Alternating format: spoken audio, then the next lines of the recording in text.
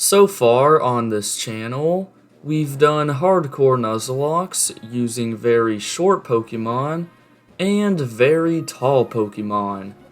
Now it's only right if we complete the trifecta by attempting a Pokemon Emerald hardcore Nuzlocke with only average height mons. In the Pokemon Black video, I said that a short Pokemon had to be less than 2 feet tall, and in the Platinum Challenge, I stated that a tall Pokemon had to be greater than 5 feet tall.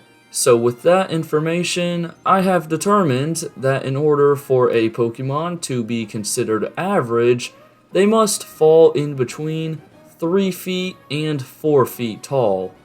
Some good mons that highlight this category include Mightyena, Lunatone, Altaria, Crawdaunt, Banette, Pelipper, Solrock, Absol, and Metang.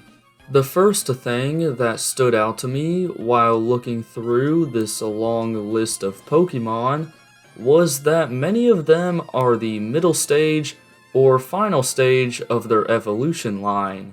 That is a big problem, because most of these Pokemon can only be acquired by catching their pre-evolution and evolving them. Due to this, I will be allowing myself to catch the first stage of an evolution line and use it even though it will not be at the required height yet.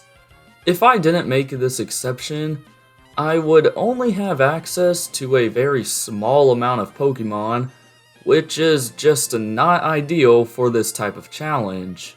Just in case you've never seen a hardcore Nuzlocke, here's a quick breakdown of the rules. I can only catch the first Pokemon in each area, as long as it meets the height requirement, minus the exception that I just talked about. I cannot use items inside of battle, and the battle style must be switched to set. Anyways, without further ado, let's see if we can do this.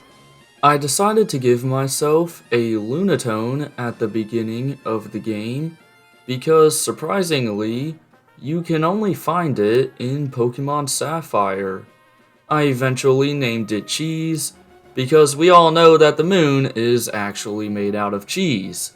However, May didn't believe me for some reason, so I had to prove it to her by defeating her lame Torchic. Now it was time to go on a big catching spree. I managed to catch a Wurmple on Route 101, a Poochyena on Route 103, and a Seedot on Route 102. This kid named Wally was so jealous of my catching skills that even he wanted me to show him the ways. After that, I continued throwing Pokeballs at a Wingull on Route 104, a Shroomish in the Petalburg Woods, and a Whismur on Route 116. Once I grinded my team to the level cap of 15, it was time for Roxanne. Pico Jr. easily one-shot both of her Geodudes with Water Gun. For Nose Pass, I Leech Seeded it with 1-Up before spamming Absorb. It took longer than I thought because Roxanne loves potions, but in the end, we cleanly got the first badge. Oh, and by the way, Larry the Wurmple turned into a Beautifly who flutters in at 3 feet and 3 inches tall. On our way out of Rustboro, May still wasn't convinced that the moon is made out of cheese, so Beautifly and Wingull had to try and change her mind. But unfortunately, I still don't think that worked. Down in the Granite Cave, I was able to catch a Makuhita. For now, I'll replace Poochyena with Punchy the Makuhita, but we can't get a Hariyama, so don't expect it to be on the team for the whole run. The second gym was a piece of cake. Larry blew away Brawly's Machop and Meditite, before Lunatone came in and killed Makuhita. After watching Archie use some 2020 slang by calling his grunts simps, it was time to move on to Route 110, where Whismur evolved into Loudred. Sadly, we can't evolve this loud boy, but nonetheless, he stomps in at a height of 3'3". Also on Route 110, May was blabbering on about how the moon is actually made out of rocks, but I ignored her and challenged her to a battle. Pico Jr. had an honor battle with May's Wingull, and of course, my boy came out on top. Wingull stayed in to take down Combuskin before I sent out Loudred, who easily dealt with Lombre. That Wally guy from earlier had the audacity to ask me to battle him, so of course I had to show him what's up. And after that, Shroomish evolved into Breloom. This is perfect timing, as a 1-up's Mach Punch will really help us out against Watson. Speaking of the Watson fight, it got off to a really bad start. I completely forgot that Voltorb had the soundproof ability, so I nearly lost a Loudred due to me wasting a turn. I then switched to Cheese, who finished him off, and also killed Electrike. I used one more Hypnosis on Magneton before sending in Breloom, who punched him to death. Last out was Manectric, and I decided to just stall him out with Leech Seed and Mach Punch. You know, I really thought we were going to have our first death here, but the no-death run continues on. While traveling through the routes near Mount Chimney and Fall Arbor Town, I added some new Pokemon to our collection. First off, Pico Jr. evolved into Pelipper, which flaps in at a height of 3'11". I then caught a Spinda on Route 113, a Swablu on Route 114, and a Solrock in Meteor Falls.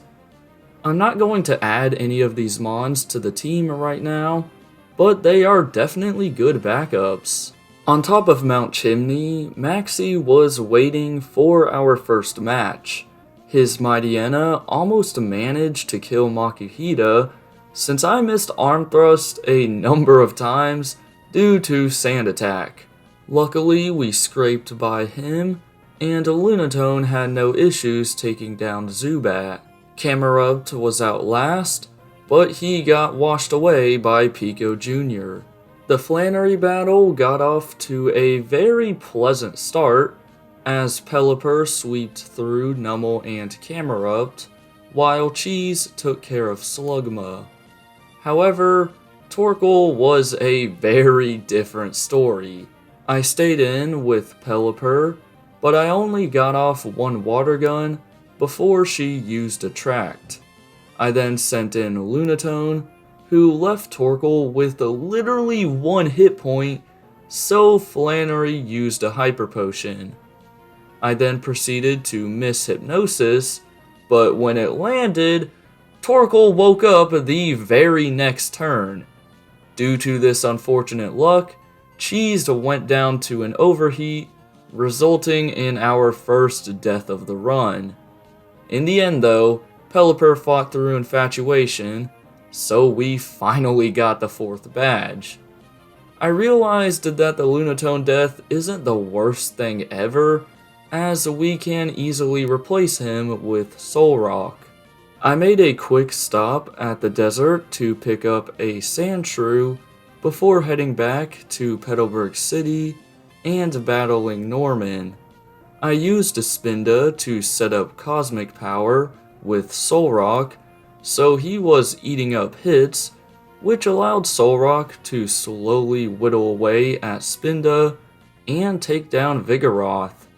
Of course, my bad luck continued in this fight, as Slacking immediately got a critical hit with Feint Attack, so Sonny the Solrock went down. I got off a Leech Seed with Breloom before switching to Punchy, who couldn't even handle one Facade from slacking. Man, I really thought Makihita's defense was better, but oh well.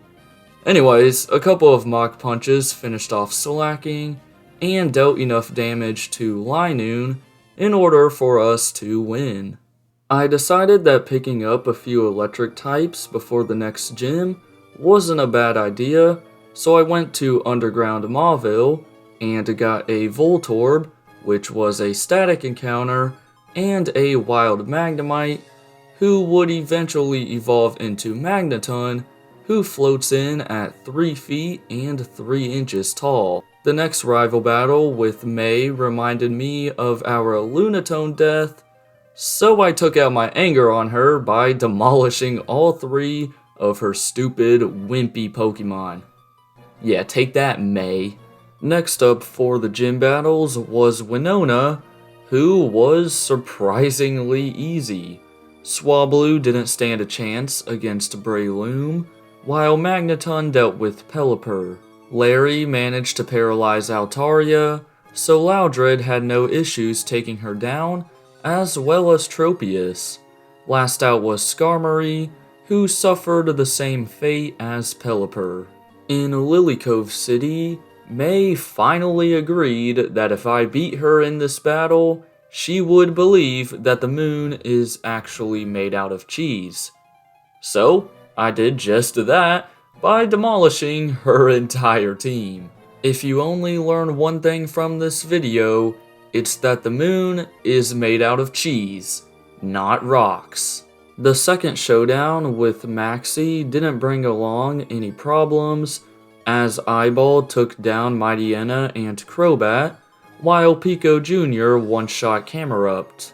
As per usual with Pokemon Emerald challenges, the Tate and Eliza fight was one of the toughest ones yet. I started with Pelipper, who spammed Surf for as long as he could, while Loudred got ganged up on early, so he went down. I then got lucky as Claydol hit itself in confusion after I used Supersonic, so Magneton was able to kill Xatu. Solrock nearly died in one turn, but unfortunately, he hung on, and Eyeball got taken down in the process. Pelipper got off one more Surf when Lunatone came in, before dying to a Psychic. I sent in Sandslash, so him and Altaria double-teamed Claydol to finally get it out of the way. Sonic had to go down, so I could get a free switch into Breloom, and with 1 Giga Drain, this brutal battle was over.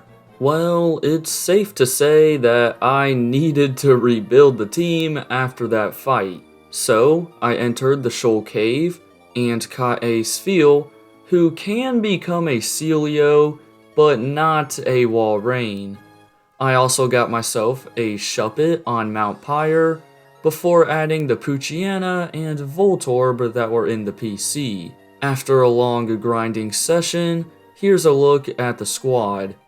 Definitely not as powerful as it was, but hopefully we can at least make it through the 8th gym and Victory Road. Before that though, we had our one and only battle against Archie. Like always, he was just a pushover, so let's move on. I was somewhat worried for Juan, as most of his water types have a second typing, which I thought could give me some trouble. However, I guess I underestimated my own team, as Electrode handled Lufdisk and Celio, while Breloom took care of Whiscash and Crawdaunt. I set up a Leech Seed on Kingdra before switching to Celio, who got into a long stallfest due to Juan loving the move Rest. Eventually, Round Boy took him down, so he made it out of the battle unscathed. The final big test before the Elite Four was Wally, but he was more of a 10-question multiple choice quiz if I'm gonna be honest. Celio one-shot Altaria, while my own Weatherman had no issues with Roselia and Delcatty. Magneton took an uppercut to the face, and Gardevoir couldn't even touch Mightyena, so once again, I destroyed Wally's dreams of becoming a Pokemon Master.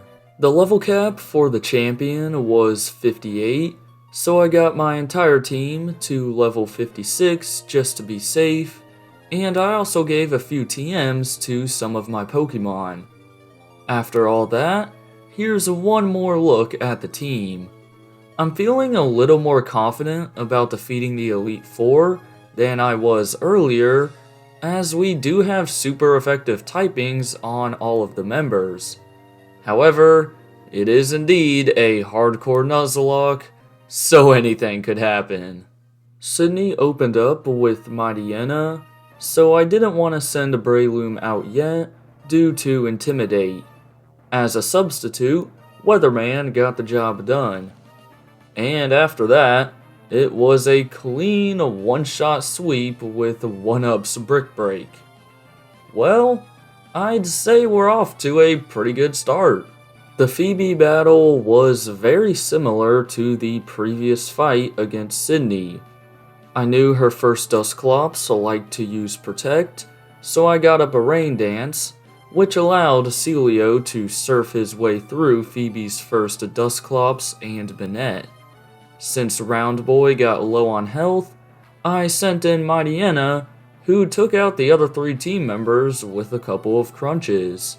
The only real challenge in the Glacia battle was her Walrein, as Breloom one-shot both of her Celios and Glalie.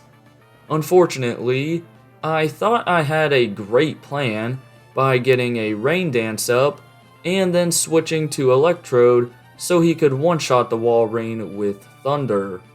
However, Thunder did not one-shot, so Pokeball sadly went down. Honestly though, we're still doing better than I thought we would. I thought Drake would give us the most trouble up to this point, but we sort of cruised through this battle. Shogun died to a single Psychic from Banette, while Breloom finished off Flygon. As expected, Celio one-shot Altaria and Salamence with some Blizzards. Last out was Kingdra, but he posed no threat as 2 Dragon Breaths did the trick. So now it was time to find out if we could actually complete this challenge by defeating the champion, Wallace. Luckily, his Wailord missed a Blizzard on Breloom, so 2 Giga Drains took him down.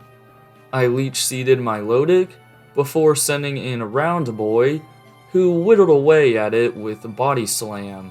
Next up was Ludicolo, and because Celio was already poisoned by Toxic, I let him go down.